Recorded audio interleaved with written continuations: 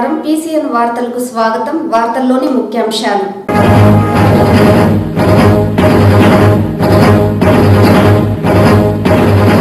జిల్లా judicial employees ఎదుర్కొనే సమస్యలను జిల్లా జడ్జ్ రాష్ట్ర యూనియన్ నాయకుల దృష్టికి తీసుకువెళ్లనున్నాం జిల్లా జ్యుడిషియల్ అధ్యక్ష ప్రధాన కార్యదర్శులు గోపినాథ్ రెడ్డి లక్ష్మీపతి వెల్లడి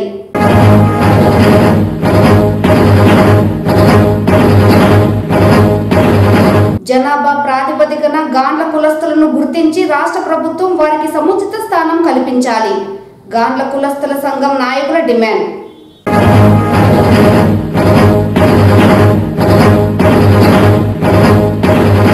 విద్యా వినాశకార విధానాలను అవలంబిస్తున్న రాష్ట్ర ప్రభుత్వం తన పద్ధతిని మార్చుకోవాలి APTF నేతల పిలుపు వార్తల్లోని వివరాలు జిల్లా జ్యుడిషియల్ ఎంప్లాయీస్ ఎదుర్కొంటున్న సమస్యలను పరిష్కరించేలా ఉన్నత స్థాయి అధికారులు చొరవ చూపాలని జిల్లా జ్యుడిషియల్ ఎంప్లాయీస్ అసోసియేషన్ నేతలు తెలిపారు. చిత్తూరు నగరంలోని పాత కోర్టు ప్రాంగణంలో ఉమ్మడి జిల్లా జ్యుడిషియల్ ఎంప్లాయీస్ కార్యవర్గ సమావేశం ఆదివారం నిర్వహించారు.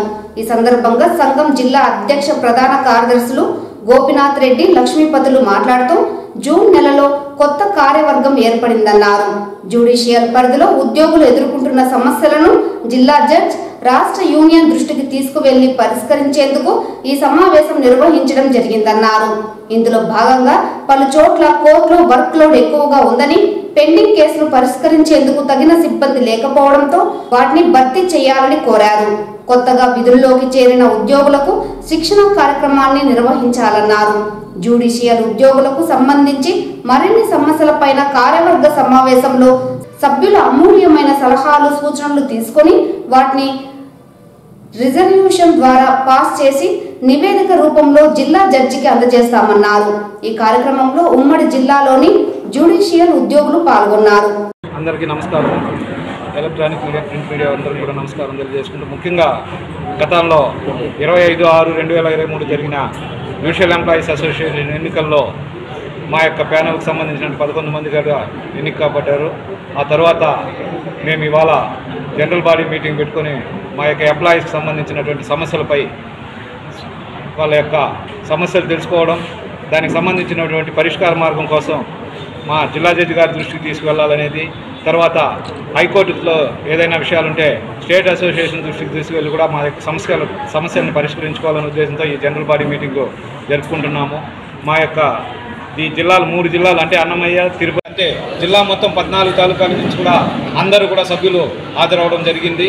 వాళ్ళ యొక్క సమస్యలు చర్చించడం, దాని పరిష్కార మార్గాలు, దాన్ని పెద్దల దృష్టికి తీసుకెళ్ళడానికి విలువైన ఈ మీ యొక్క సమావేశాన్ని మేము ఉపయోగించుకొని మా సమస్యలకు సంబంధించినటువంటి మొత్తం దృష్టికి తీసుకువెళ్ళి సమస్యల పరిష్కారం కృషి చేస్తామని ఈ సందర్భంగా అందరికి కూడా తెలియజేసుకుంటున్నాము. ప్రధాన సమస్యలు ఏమంటే, మాకు మొట్టమొదటిగా ఇక్కడ హైకోర్టులో కొన్ని పెండింగ్ ఇష్యూస్ ఉన్నాయి. మొట్టమొదటిది బెంచ్ క్లర్క్ సంబంధించినటువంటి గ్రేడేషన్ అనేది ఒకటి పెండింగ్ ఉంది.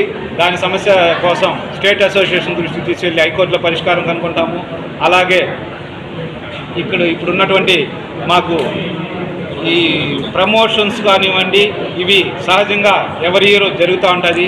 అవి కూడా జిల్లా జడ్జి గారి దృష్టికి తీసుకెళ్ళి మా యొక్క ఎంప్లాయీస్కి రావాల్సినటువంటి ప్రమోషన్ల గురించి కూడా మేము తొందరగా ఎంప్లాయీస్కి వచ్చేటట్లు రిప్రజెంట్ చేయడం జరుగుతుంది. తర్వాత ఇంకా మా కొత్తగా ఇప్పుడు రిక్రూట్మెంట్ జరిగింది సంగతి తెలిసిందే. వాళ్ళంతా కూడా కొత్త ఎంప్లాయీస్ వచ్చారు. వాళ్ళకంతా కూడా ట్రైనింగ్ కూడా ఇచ్చి వాళ్ళకు కూడా మంచి పనితనం అనేది ఏమి అనేది ట్రైనింగ్ ద్వారా రిటైర్డ్ అయిన పీపుల్కి అవుతే ఏమి, లేదంటే ఇప్పుడు ప్రజెంట్ సీనియర్ సూపరింటెండెంట్స్ క్యాడర్లో కానీ అట్లా వాళ్ళు పెద్దలు ఉన్నారు, వాళ్ళ ద్వారా ట్రైనింగ్ ఇప్పించడం కూడా చేయాల్సిందిగా జిల్లా జడ్జి గారి దృష్టికి కూడా తీసుకెళ్తామని ఈ సమావేశంలో నిర్ణయించడం జరిగింది. ఇలాంటివి కాక ఇంకా చాలా సమస్యలు కూడా ప్రస్తావించుకుని వాటి సమస్యల పరిష్కారం కృషి చేస్తామని సందర్భంగా జనాభా ప్రాతిపదికను గాండ్ల కులస్తులను రాష్ట్ర ప్రభుత్వం గుర్తించి వారికి సముచిత స్థానం కల్పించాలని గాండ్ల కులస్తుల సంఘం నాయకులు డిమాండ్ చేశారు. చిత్తూరు నగరంలోని నాగయ్య కళాక్షేత్రంలో అఖిల గాండ్ల కులస్తుల సంక్షేమ సంఘం అధ్యక్షుడు మాజీ ఎమ్మెల్సీ గోపినాథ్ తనయుడు భూపేష్ గోపినాథ్ ఆధ్వర్యంలో అట్టహాసంగా కార్తీక నెల వన సమారాధన కార్యక్రమం నిర్వహించారు. ఈ సందర్భంగా ముందుగా చిత్తూరు నగరంలోని గాంధీ విగ్రహంతో పాటు జ్యోతిరావు పూలే విగ్రహానికి పూలమాలలు వేసి ఘన నివాళులర్పించారు.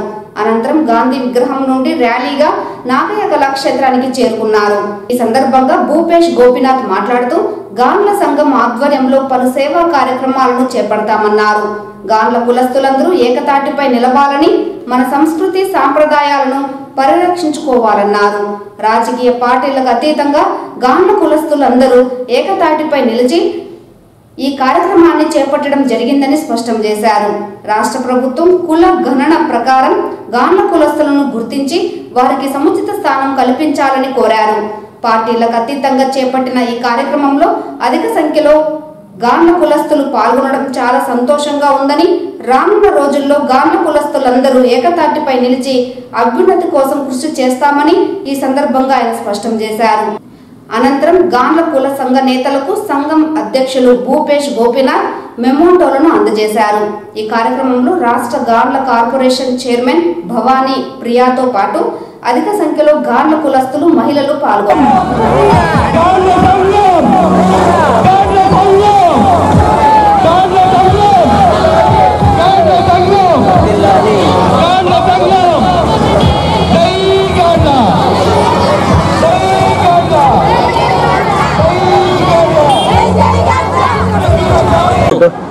ఈ చిత్తూరు జిల్లా గాండ్ల సంక్షేమ సంఘ కార్తీక మాస వన సమారాధన కార్యక్రమం జరిగింది. దీనికి రాష్ట్ర నలుమూలల నుంచి కూడా నాయకులు, కుల నాయకులు, పెద్దలు అందరూ కూడా ఇక్కడ రావడం ఎంతో మా కులానికి ఒక గర్వకారణం. అదేవిధంగా మన జిల్లా నుంచి కూడా నలుమూలల నుంచి కూడా ప్రతి మండలం నుంచి కూడా నాకు జనాలు పెద్ద సంఖ్యలో ఈరోజు ఇక్కడ తరలి రావడం, అది కొత్త కార్యక్రమాన్ని మేము ఒక 2 వారాల క్రితమే ప్లాన్ చేయడం కూడా జరిగింది. అటువంటి ఒక 2 వారాల్లో కూడా మాకు జనాలు ఇంతమంది వస్తారని కూడా ఊహించలేదు.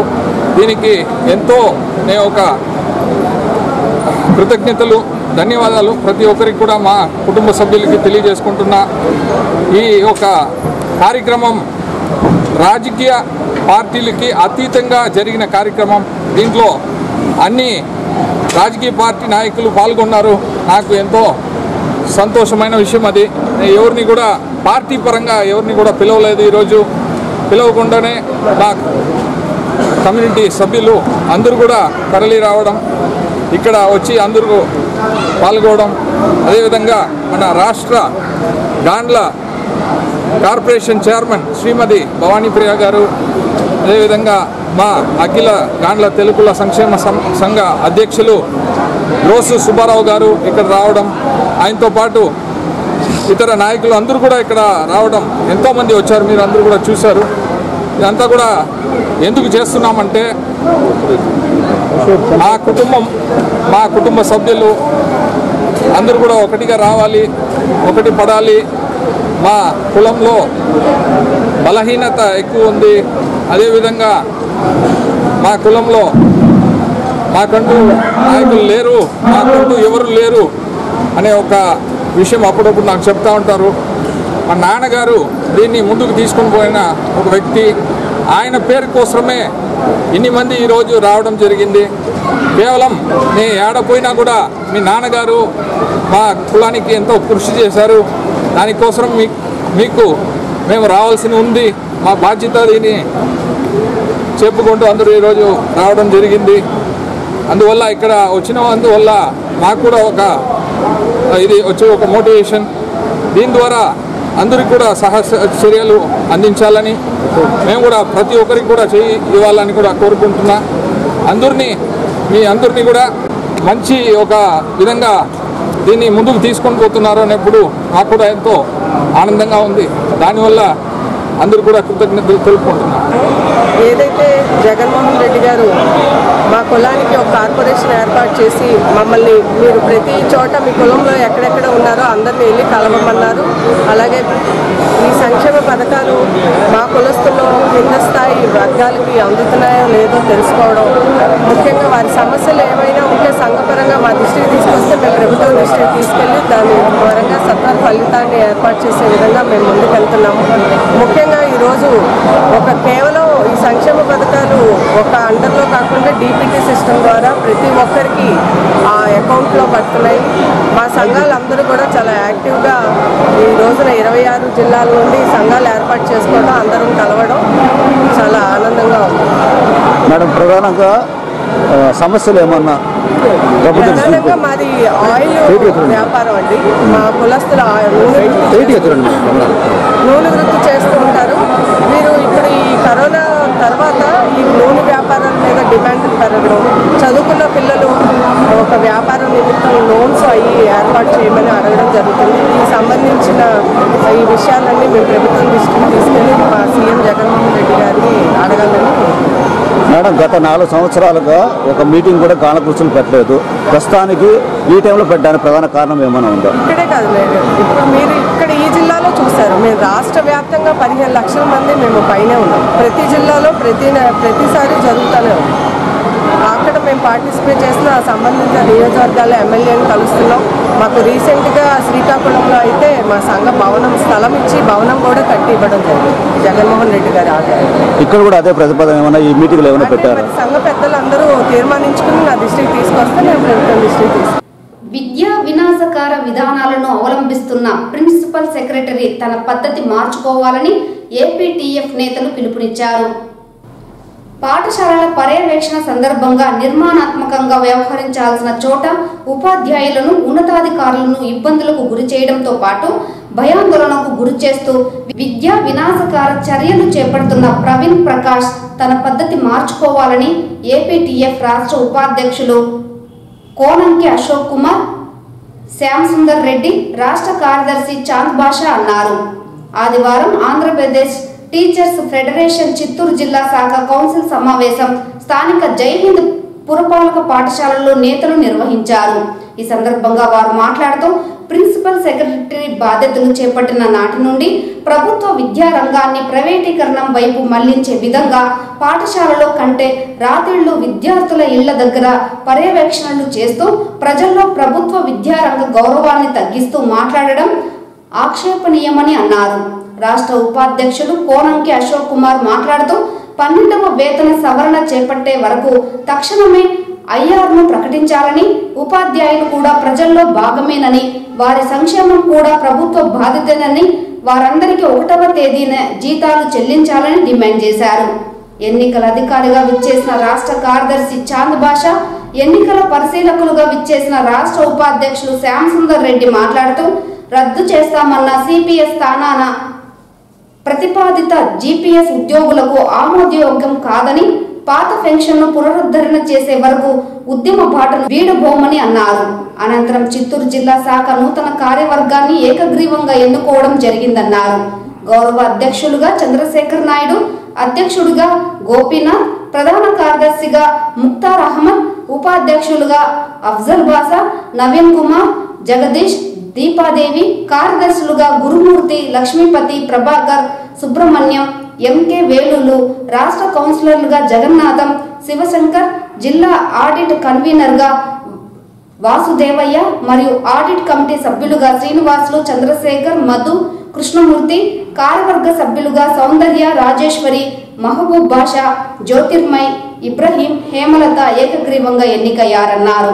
ఈ కార్యక్రమంలో సీనియర్ నాయకులు సుబ్రహ్మణ్యం, త్యాగరాజు నాయుడు, అమర్నాథ్ రెడ్డి, భాస్కర్ రెడ్డి, జిల్లాలోని మండల అధ్యక్ష ప్రధాన కార్యదర్శులు, జిల్లా కౌన్సిలర్లు పాల్గొనడం జరిగిందన్నారు. మరింత మెరుగ్గా వస్తారని మనం ఊహించాం. జనరల్ గా రాష్ట్ర ప్రభుత్వంలో ఉద్యోగ ఉపాధ్యాయ పెన్షన్లు ఎవరైనా PRC అంటే కాస్తో కూస్తో వాళ్ళ యొక్క వేతనాల్లో వాళ్ళ సౌకర్యాల్లో పెరుగుదల కనిపిస్తుంది అనుకున్నాం. కానీ మొట్టమొదటిసారిగా 11వ PRCలోనే రివర్స్ PRCగా మారిపోయింది. అన్ని రకాల అలవెన్సులు కోత, ఆ ఇచ్చిన 25% IR కూడా తగ్గించి మరి IR కంటే తక్కువ ఫిట్మెంట్ ఇచ్చినటువంటి మొట్టమొదటిది మన ఏపీలో 11వ PRCలో జరిగింది. ఈ మొత్తం కూడా ఇంతవరకు PRC బకాయిలు ఇవ్వలేదు. PRC బకాయిలు ఇవ్వకపోగా 12వ PRC కమిషన్ వేసినప్పటికీ కూడా 11వ PRC బకాయిలు ఇవ్వకుండా 11వ PRC బకాయిలను కూడా వాయిదాల పద్ధతిలో 4 వాయిదాలతో ఇస్తామని చెప్పిన విస్తారంలో తెలియని పరిస్థితి. ఈ 5 ఏళ్ల కాలంలో ఒక్క DA కూడా అరియర్స్ రానటువంటి పరిస్థితి. ఉద్యోగ పెన్షన్లకు ఒక్క DA కూడా ఆ బకాయిలను నగదు రూపంలో తీసుకోవాలన్నటువంటి పరిస్థితి చూస్తా ఉన్నాం. ఈ రాష్ట్రంలో ఉద్యోగులు తమ దాచుకున్నటువంటి డబ్బులు ఏదైతే ప్రావిడెంట్ ఫండ్ రూపంలో దాచుకున్నారో వాటిని ఇంతవరకు కూడా ఇచ్చినటువంటి పరిస్థితి లేదు. రాష్ట్ర వ్యాప్తంగా వివిధ రూపాన అంటే ప్రావిడెంట్ ఫండ్ బకాయిలు కానివ్వండి, APGLA బకాయిలు కానివ్వండి, DA బకాయిలు కానివ్వండి, PRC బకాయిలు కానివ్వండి, సరెండర్ లీవ్ బకాయిలు కానివ్వండి, మొత్తం 31,000 కోట్ల రూపాయలు ఈ రోజు రాష్ట్ర ప్రభుత్వ ఉద్యోగ ఉపాధ్యాయ పెన్షన్లకు రాష్ట్ర ప్రభుత్వం చెల్లించాల్సింది. వీటన్నిటి గురించి మనం అడుగుతామనే ఉద్దేశంతో సకాలంలో జీతాలు కూడా ఇవ్వనటువంటి పరిస్థితి. ఈరోజు చిత్తూరు జిల్లా APTF కౌన్సిల్ సమావేశము ఏర్పాటు చేయడం జరిగింది. చిత్తూరు జిల్లా APTF ఎన్నో పోరాటాలు చేసిన సంఘము. ఉపాధ్యాయుల పక్షాన గత 70 సంవత్సరములుగా పోరాడుతున్న సంఘం ఇది. మాకు ప్రభుత్వాలతో పని లేదు, నాయకులతో పని లేదు, సమస్యలతో పని. సమస్యలు ఎక్కడున్నా APTF అక్కడ ఉంటుంది. సమస్యల పోరాటం కోసం మేము నిరవధికంగా పోరాడుతూనే ఉంటాము. ఈ మధ్య మీరు చూసుంటారు ఎన్నో సమస్యలు, కానీ ఒక సమస్య కూడా పరిష్కారం కాలేదు. కాబట్టి పోరాటాలు చేస్తూ మేము ఆ పోరాటాలు ఫలితంగా ఎన్నో ధర్నాలు, దీక్షా శిబిరాలు, కార్యక్రమాలు చేపట్టాము. వాటి ఫలితంగానే కొన్ని సాధించుకోగలిగాము. ఇంకా కొన్ని సాధించుకోవాలి. వాటిని కూడా సాధించుకునేంతవరకు మా పోరాటం సాగుతూనే ఉంటాయి. ఈ విషయాన్ని ప్రభుత్వానికి, అధికారులకు, నాయకులకు ఎన్నోసార్లు తెలియజేస్తూ ఉంటాము. తెలియజేస్తూ మా పోరాటం కొనసాగిస్తామని తెలియజేస్తున్నాము. ప్రధానమంత్రి నరేంద్ర మోడీ ఆశయాల మేరకు ఆరోగ్య భారత్ను నిర్మించడంలో జన జాగృతి సంస్థ తన వంతు బాధ్యతలు చేపట్టడం జరుగుతోందని జన జాగృతి సంస్థ నేతలు తెలిపారు. ఆదివారం చిత్తూరు జిల్లా గుడిపాల చిత్తపార గ్రామంలో బెంగళూరు వైదేహి హాస్పిటల్ ఆధ్వర్యంలో ఉచిత మెడికల్ క్యాంప్ నిర్వహించారు.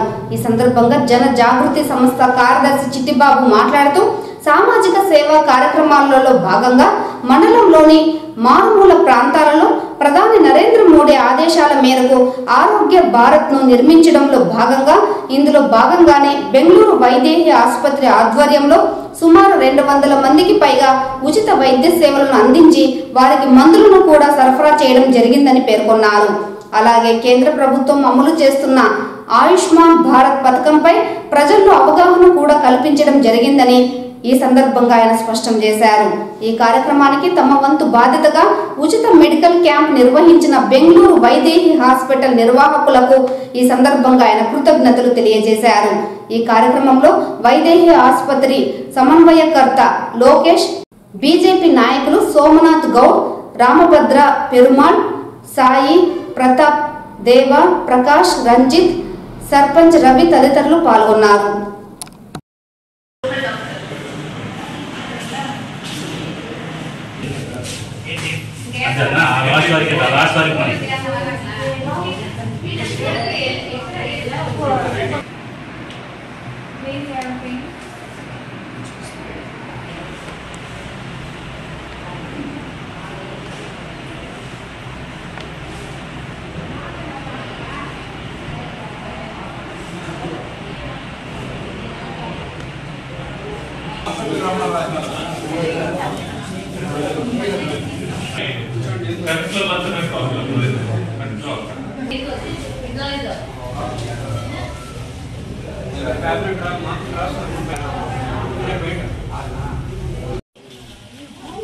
చిత్తూరు జిల్లా గుడిపాల మండలం చిత్తపార గ్రామంలో జనజాగృతి స్వచ్ఛత సేవా సంస్థ అధ్యక్షులు గౌరవనీయులు శ్రీ చిట్టిబాబు గారి ఆధ్వర్యంలో, అదేవిధంగా బెంగళూరుకు చెందినటువంటి వైదేహి సూపర్ స్పెషాలిటీ హాస్పిటల్ వారి ఆధ్వర్యంలో ఈరోజు ఉచిత క్యాంప్ ఇక్కడ జరుగుతూ ఉంది.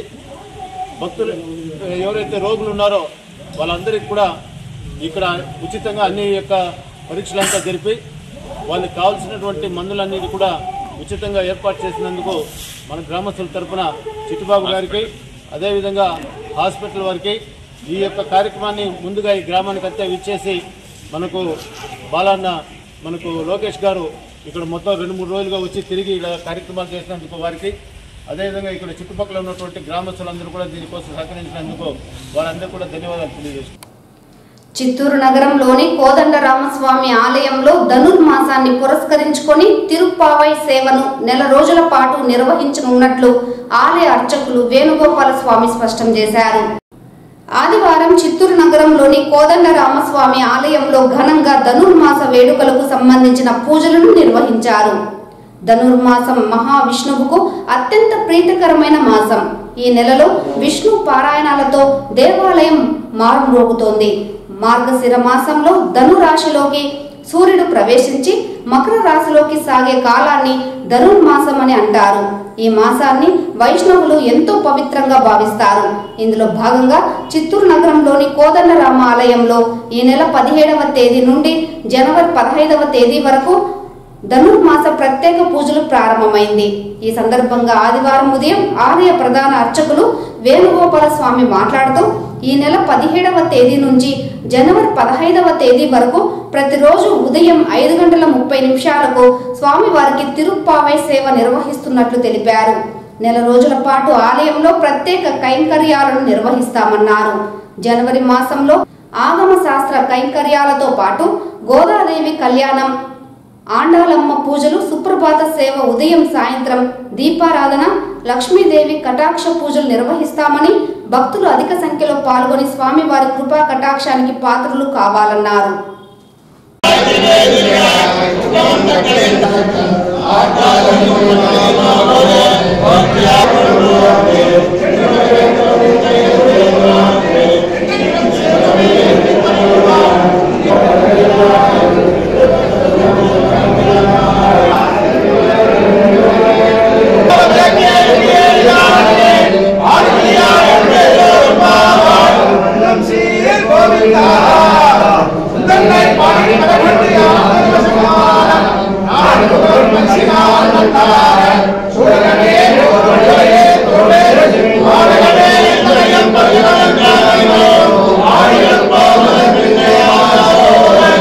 సీతాపతిం రఘుకులాన్వయ రత్నదీపం అజానువాహమరవిందదలాయదాక్షం రామం దశనిశాచర వినాశకరణమామి.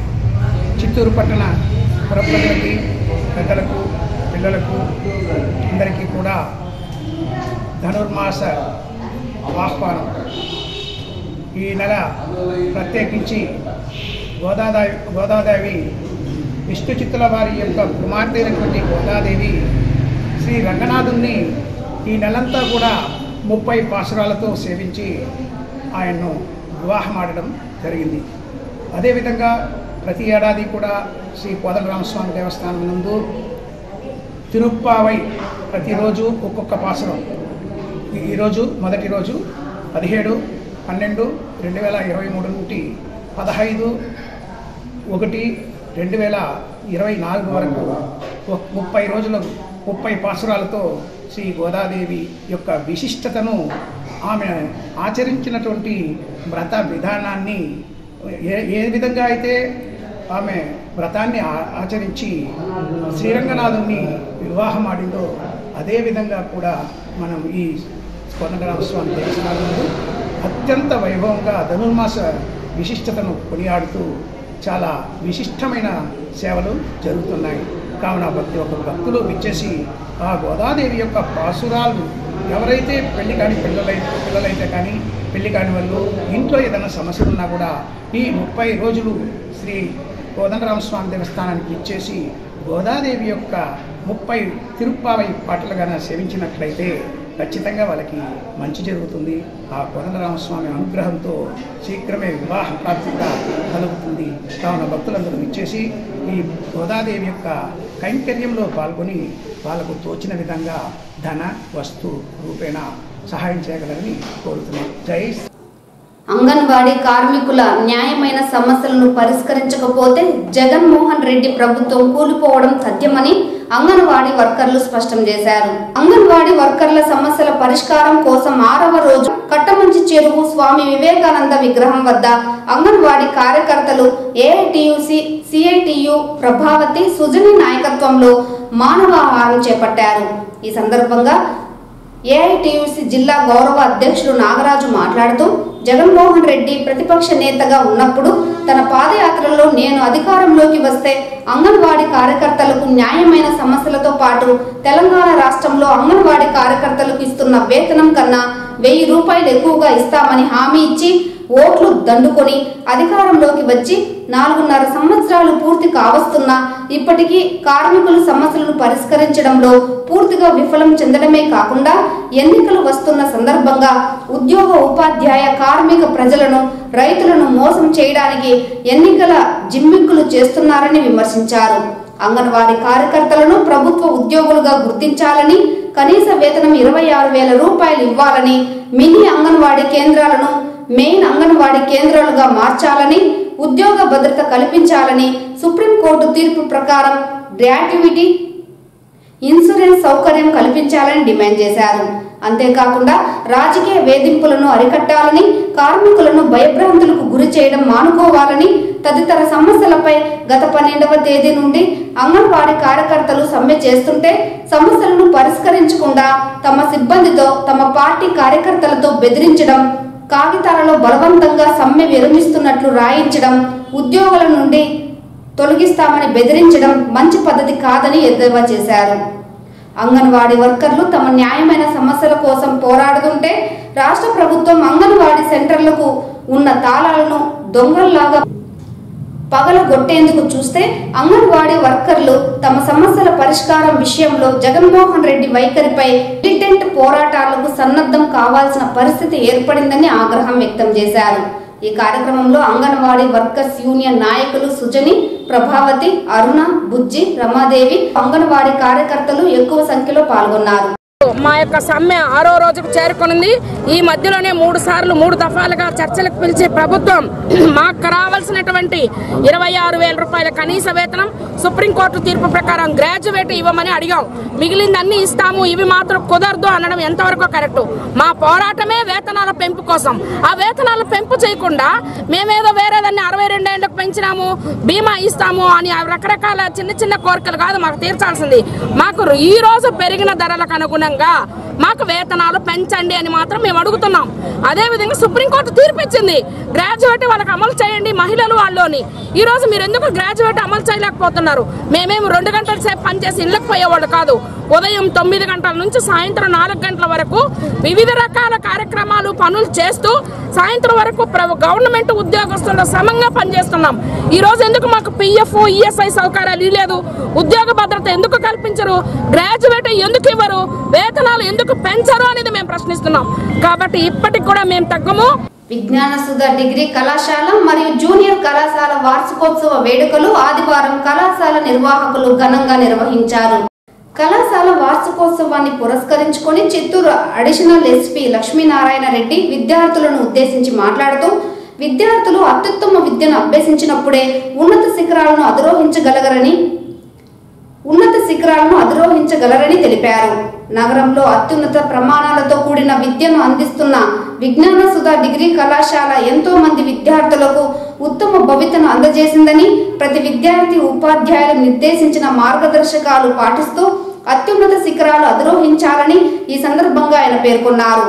అనంతరం ఉత్తమ ప్రతిభ కనబరిచిన విద్యార్థులకు విద్యా సంస్థల చైర్మన్ శ్రీధర్ చేతుల మీదుగా బహుమతులు ప్రదానం చేశారు.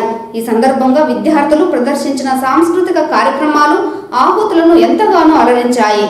అలాగే బుల్లితెర జబర్దస్త్ చమక్ చంద్ర తమ స్క్రిప్ట్లతో పాటు డాన్సులతో విద్యార్థులను అలరించారు.